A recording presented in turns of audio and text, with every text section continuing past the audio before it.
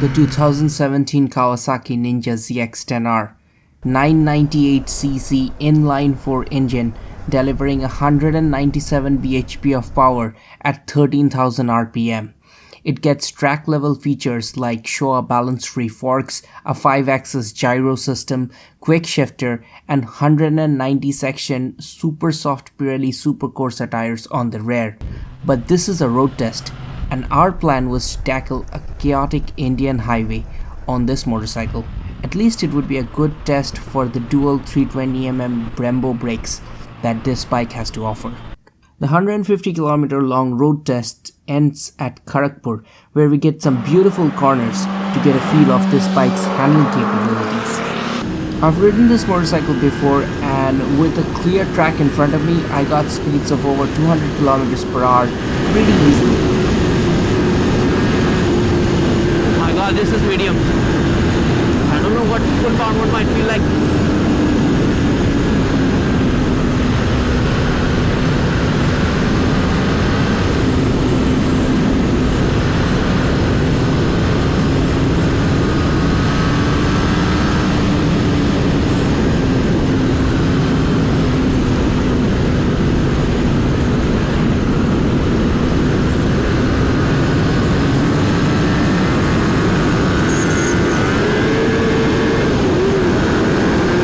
So that was the fast part.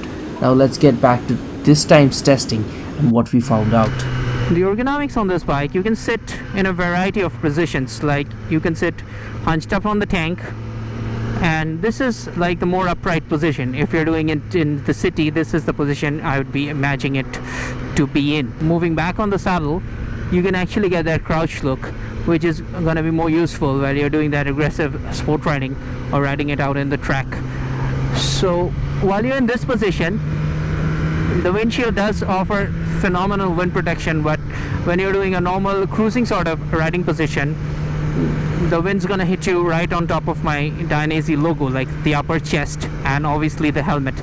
So you can actually go for an aftermarket windshield if you're looking for a more touring oriented windshield. Those are available, or else the classic double bubble's always there if you're a tractor kind of guy. The foot pegs are pretty much rear set, as you'd expect. There's a lot of ground clearance, as you'd expect. There is a huge ground clearance. There's no worry of this bike ever scraping the foot pegs while you're doing those high lean angles. After getting used to it, riding it for a while, I must say that I'm not feeling all that uncomfortable. And this is one thing with liter bikes, they're bigger, so you definitely have all that reach, which is for 600cc motorcycles. I kind of feel more cramped up and more aggressive. When I was riding the Daytona 675R, I was not really that comfortable on that motorcycle, and I think I've said it, but on this bike you definitely have the room. You can move back on the seat, you can move a little bit forward, and for height, well, I'm 5'8", 173 odd centimeters, and I'm 60 kgs, and this bike feels pretty spot on. I can reach both my feet down, not exactly flat-footed. It's got an 830mm seat height, which is, I would say, good for a liter bike. Shorter riders might find it a little bit tasking, but then again, you have seat lowering options, which are aftermarket. Kawasaki doesn't offer any low seat height options for this bike. The power delivery on this motorcycle is not linear at all. There is a surge that hits you after 8,000 rpm, and it almost feels like an extra cylinder has kicked in after you cross the 8k mark. It kind of took me by surprise the first time I rode it. Second time, well, I was expecting it. The engine braking on this motorcycle is phenomenal. It really cuts in smoothly without getting too aggressive, and it is also adjustable. You can increase it, but as I was satisfied with the default setting of the engine braking, I didn't try out the second setting. Come on, so much traffic all the time. I can't even play with this motorcycle.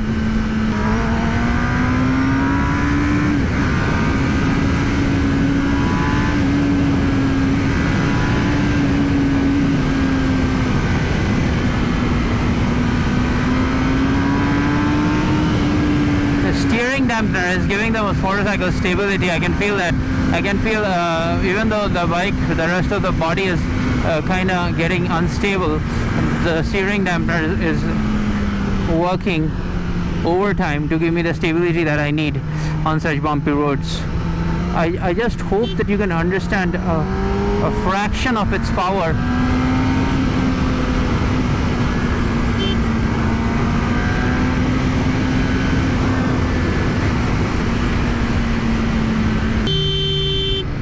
My main problem isn't the traffic that I can see. It's the cross traffic. People and cars and bicycles, everything is crossing this highway, and you know,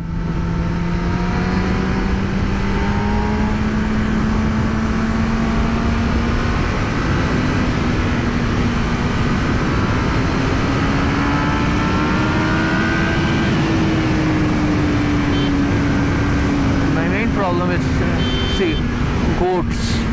Suddenly they can run on and it's game over for you. After 150 kilometers of riding on this crowded highway, we finally reached our destination, Kharagapur. And that could only mean one thing: cornering. Frankly, I was a bit wary of pushing the bike at first, but as we continued on some loops, it got better and better.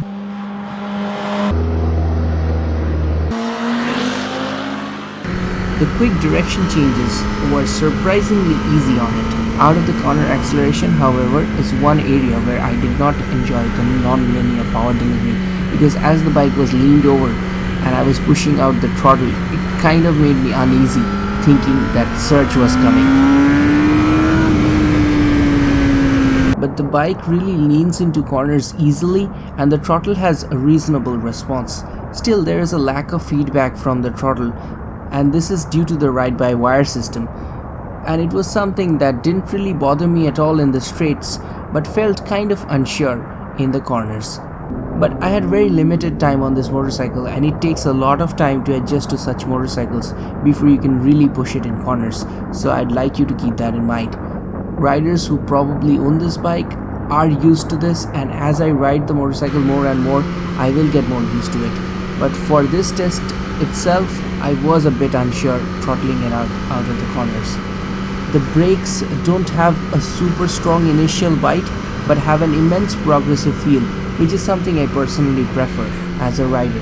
Now, as I've said before, I was on a very chaotic highway and there were a lot of instances where pedestrians jumped onto the highway and I had to test the braking several times.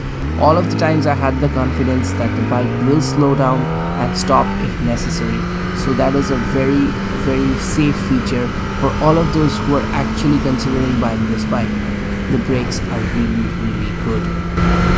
It does have engine braking control. It's a two-step control and we are kinda in the lower mode.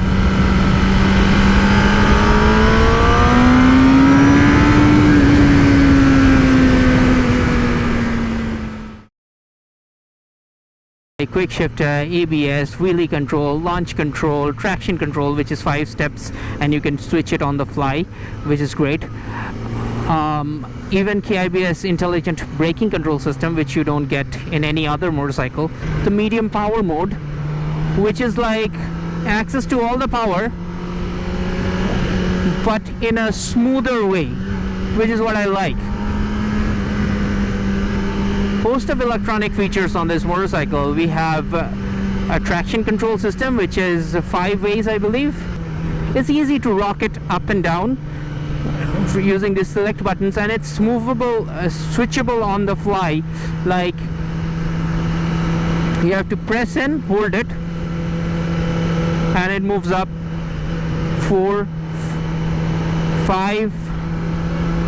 So it's a 5-way traction control. And we're in the middle power mode.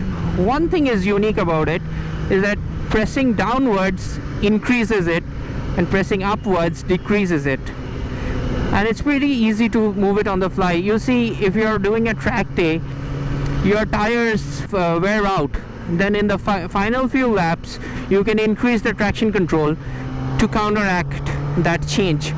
So that's a very track level feature. So we've got 3 power modes, and as I mentioned before, we're in the second mode, which is giving us the same 200 bhp odd power, but in a more relaxed way. As we're dealing with some very big traffic conditions, we are on a highway by the way, but this is kind of like what you'd face in urban commuting. And I must say that the clutch is very light. It is obviously a slipper clutch, but the operation is very light and it has a very nice feel to it, which you would expect to serve you well in case you're taking the odd city ride. Let's talk a little bit about the electronics package. We have apart from the traction control, we have the KIBS, Kawasaki Intelligent Braking System, which means if you're going through a corner and you need to brake while you're in the corner, I know you should never do that, but if the situation happens where you just need to pull out, some guy in front of you has braked and you need to do some evasion, you can do that. And usually bikes have a tendency to stand up. While you're leaned over, it has a tendency to stand up. This braking control system tries to keep your lean angle so that you don't run wide, and even after braking you can continue onto the turn. How they do that is not something I can explain to you because I myself don't know, but it is a system. We do have an anti-wheelie measure, so I can go happily accelerate on this bike without having the worries of the wheelie. And we are shooting with a couple of GoPros here. That's the new Hero 6 Black, which I've just got, and there's a first shoot with that camera. A lot of braking power. I've tested this bike before, so I know that I'm in good hands.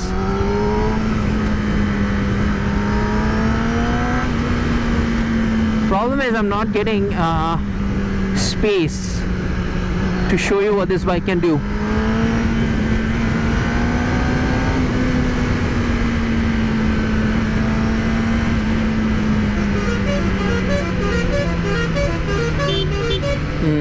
Horn, decent. Nothing too over the top. You don't expect too much out of a sport bike in the horn department. I mean, who uses it? If you have got an aftermarket exhaust on it, all you need to do is use the aftermarket exhaust. We have 3 power modes. We have a ride-by-wire system, which is the first time they've introduced it into the ZX10R in 2016. We're riding the 2017 bike. It's practically unchanged with the 2016 version. And of course this motorcycle does come with ABS, which is pretty standard on any bike these days, but you can turn it off. Now obviously launch control, I almost forgot that, but this bike does have launch control. This is the first time Kawasaki has gone the full electronics way. Japanese bikes used to be pretty bare bones, but now with starting with the 2015 Yamaha R1, more and more motorcycles from Japan are getting the full electronics kit. Now if you're watching this video out of the United States, I know liter bikes are pretty big there because you do have those nice freeways where you need to maintain 80-90 miles per hour. And this motorcycle for highway, that kind of commuting, I would say it's good, but the riding position is a bit too committed. So those of you guys who are touring regularly on this motorcycle and watching this video, do let me know. Do you get used to this riding position, or is it taxing? Because I can't imagine carrying a heavy backpack because the weight of that will be also on my back.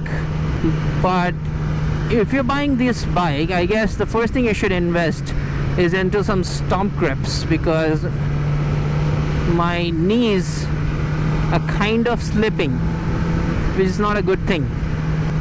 It's not a double bubble. This is the stock windscreen, but it looks almost like a double bubble windscreen because you've got that nice curvature which is there for the track use.